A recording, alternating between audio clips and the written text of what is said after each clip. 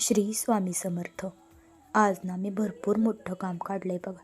आता हा सगळा पसारा बघून तुम्हाला समजलंच असेल की मी कोणतं काम काढले. सकाळपासून ना मी याच्यामध्येच बिझी आहे, त्याच्यामुळं एवढा लेट व्हिडिओ आपल्या चॅनलवर अपलोड करते. आता काय करणार, एवढी सगळी भांडी काढलीत आणि मस्तपैकी धुवून पण झालेत बरं का माझ्या आता.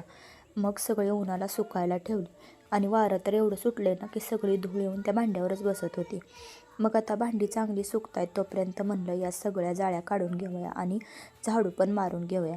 फॅन पण भरपूर घाण झाला होता म्हणून म्हणलं तो पण साफ करूया आणि हे रॅक पण साफ करूया. मग जाळ्या तर सगळ्या काढल्या, पण खिडकी फक्त साफ करायची राहिली होती. आणि मग म्हणलं ती खिडकी पण साफ करून घेऊया. तोपर्यंत ना सगळ्या जाळ्यावरून काढल्या होत्या त्या पूर्णपणे त्या खिडकीवर पडल्या होत्या बघा. भांडी छान सुकली होती म्हणून ती पण मी रॅकला लावून घेतली होती.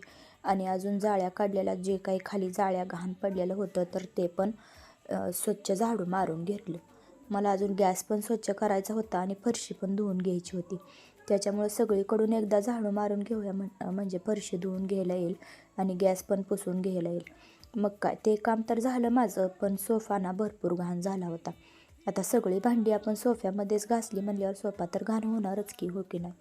मग काय अगोदर खळखळ एकदा स्वच्छ पाण्याने धुवून घेतला आणि पटकन सुकावा त्याच्यामुळं मग पोछा घेतला आणि त्याच्यानंच पुसून काढला. कारण श्लोकाने ओवी पण शाळेतनं आली होती तर म्हणलं घसरून बिसरून पडायला नको.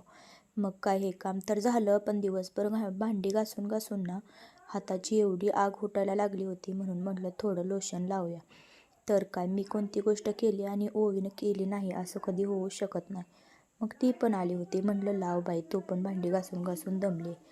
बघा आता एवढी सगळी भांडी घासून व्यवस्थित एकीकडे पॅक केली आणि एकीकडे जी भांडी पाहिजे होती वापरायसाठी तर ती भांडी ठेवली होती किचनमध्ये. आणि हे बघा एवढी भांडी पॅक करून ठेवलेत आणि एवढे सगळे डबे एकामध्ये एक घातल्यामुळं ना डबे तसे तुम्हाला थोडे वाटत आहेत, पण मी एका डब्यामध्ये ना 5 डबे बसवलेत.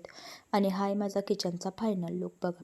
फरशी पण स्वच्छ झाली होती आणि भांडी पण सगळी व्यवस्थित मांडून घेतली होती. थोडीशीच भांडी ठेवली आहेत पण छान वाटायला लागले. तेवढंच, जास्त पसारा असण्यापेक्षा थोडंसंच. घरात आल्या प्रसन्न वाटावं म्हणून आरती उदबत्ती करून घेतली. आणि चहाची वेळ पण झाली होती म्हणून गोड चहा करून घेतला. चला आता या गोड चहासोबत मी माझा व्हिडिओ संपवते. व्हिडिओ आवडल्यास सबस्क्राईब करा.